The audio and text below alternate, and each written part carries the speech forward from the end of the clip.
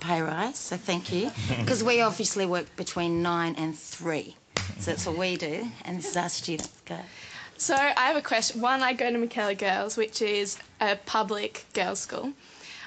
I want to know, you say that we put all this money into private education when most of their students are paying $20,000 odd to go to that school every year. And I know that I have friends who go to school and they take Apple laptops, they have all these amazing resources. I know that we go to school and it's a great school, but we don't obviously have the same resources. Actually, we have nowhere near the same resources. And yet we put money into these schools where there's students paying $20,000 a year for each student, and why are we putting so much money into schools that are being so funded by their own students? Okay. I'm going to throw that to Joel Fitzgibbon because that is a question for the sitting government. Yeah, but surely you'd agree that there is no harm in the government investing the equivalent of what they don't spend sending a kid to a public school on a private school. That's not necessarily, I would have thought, such a heinous crime. But can we just touch on computers? I mean, we've got this laptop computer rollout happening, Tony, and Julia Gillard just today announced the recipients of that project for the first round, and I made a number of announcements as a consequence of that today in my own electorate, and those computers went pretty fairly across both the public and private sector. But importantly, the goal was to ensure that every student, whether they're attending a public school or a private school, eventually faces a computer-to-student ratio of no greater than 1 to 2. And that's the objective. Not debating about, you know, who's most deserving, but making sure all children, no matter where they go to school, have access to that important technology. It's no use giving the kids computers, though, if the teachers don't have one. I don't have a laptop. So like, if they're going to be really computer literate, but I'm not. And you don't have access to the computers? I have my own personal one at home, but I don't have one at school that I can use all the time when I need it. Don't think anyone in the government believes that just dropping a computer on someone's desk is the total solution. Obviously, there is teacher training involved and connections and access to high-speed broadband, which we're already also dealing with. These are all important issues as well. But I think schools in my electorate that are so run down they don't have enough power to fire the computers. No, that's the problem too. They can't actually run them.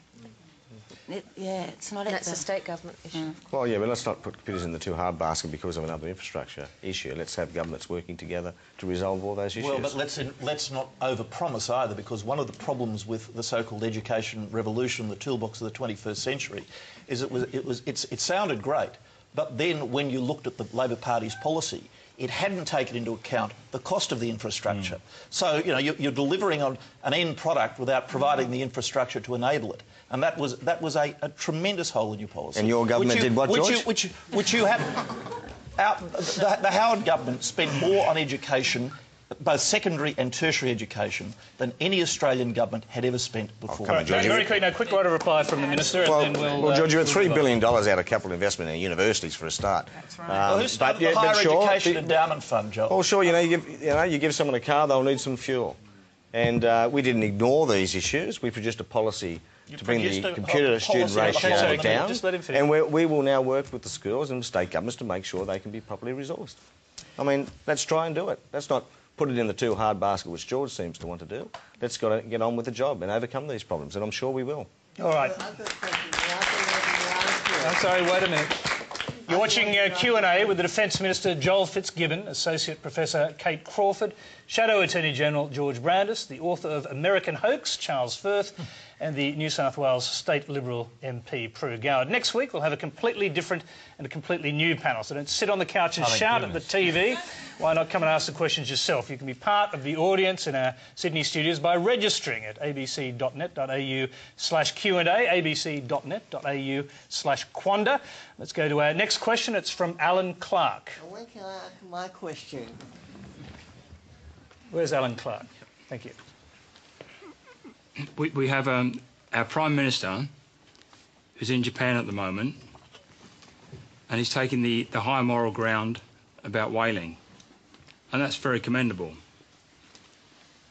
On the other hand, here in Australia, we have so many animals that have to face the horrors of factory farming, of live exports, and of museling, etc. and he says nothing. Does the panel find that hypocritical? Kate Crawford, let's go to you. Well, there's a lot of things that could be said about whaling, and I actually think I'm pretty impressed with the fact that Kevin Rudd's decided to actually continue fighting this issue while he's in Japan. That takes a certain amount of guts. So we've got to give him a kick for that. Absolutely, there are issues here with our own ecosystem, and I think this is one of the things that the Greens Party is actually one of the few parties who still actually talks about these sorts of issues, actually does quite well. But you might notice it's very unpopular when politicians get up and say, let's save the quokka, because in actual fact, what we want to hear are these much bigger stories at the moment. And I think at the moment people are much more worried about things like inflation, they're worried about things like Indigenous rights. So in actual fact, those sorts of issues, unfortunately, they have actually gone off the boiler at the moment. But you've got to give Kevin some points for actually sticking to his guns in Japan this week. It's much easier to say something about something you can do nothing about. And that's what he's done. Well, that's not true. He can do a lot about these. He can do a lot about all of these issues. And in terms of whaling, all he has to do is offend the Japanese. They'll hit back with something else.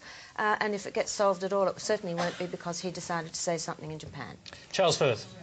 Well, I was going to sort of take Pru Goward's side, but I don't think I want to anymore. Well, you're a loser. No, I tend to agree that that the whole whaling thing is a red herring. Have you ever tasted whale?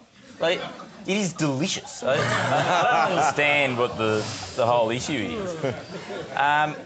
But I mean, I actually think there should be more whaling. But yeah, no, I agree. The mulesing, I don't know whether you know about mulesing, which is the process of cutting off the tails and everything. That's far more hideous than anything the Japanese do when they serve it up all nice. It isn't. Mulesing. No, mulesing is not worse than anything that's done to the whales. I mean, that's ridiculous. I mean, you know, didn't you see the footage? It was dreadful. It was appalling. Oh, I see. So, because Japanese do it and Australians don't? No, it's an objective thing. I mean, isn't the whole whaling issue processing ship that's essentially mining the sea? It's taking out and slicing up living creatures before us. Now, mulesing, unsavoury practice, isn't that fishing but not as on well, the same scale, not an order of magnitude of difference. It's hugely different. It's not in the same ballpark. We're making some money instead of talking about.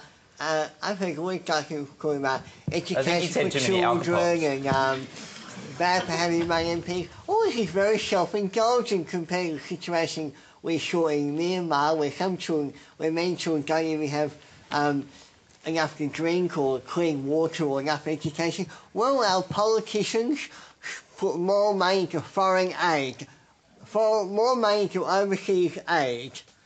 Yeah, look, I mean, I actually disagree. I don't think you should have foreign aid at all. We just went off the topic there. I'm going to stick with whaling for a moment. And we did have a lot of people with their hands up who wanted to talk about the subject. Stick with whaling. So hang on a sec. There's a lady over there with a hand up who wants to talk about the issue at hand. Well, I'm just a bit confused because I think yes, it is, things like mulesing are not great, but yeah, there's the alternative of what actually happens with the rot is also an awful thing. But the thing with whaling is that the declining population. Isn't that the issue, that there's very few left? And therefore, they kind of mix into the there's only one point that I'd make. I looked into this a little earlier, and Professor Tim Flannery, who was the Australian of the Year last year, describes the minke whales as the rabbits of the sea. Now, I don't know if that's true or not true, but I simply make the point there is a debate about this. Look, I think this is one of these issues that Rudd has picked up to distract everyone. It's just not actually a huge issue. It's something to signal to the Chinese that he's pro-Chinese rather than Japan. It's caused him a bit of diplomatic thing there, but he knows that Japan are going to buy our wheat and our lamb anyway, and so it's a really nice piece of sort of political propaganda. It's what the guns was to Howard. All right, George Brandis. I just wanted to make this point about the whaling issue.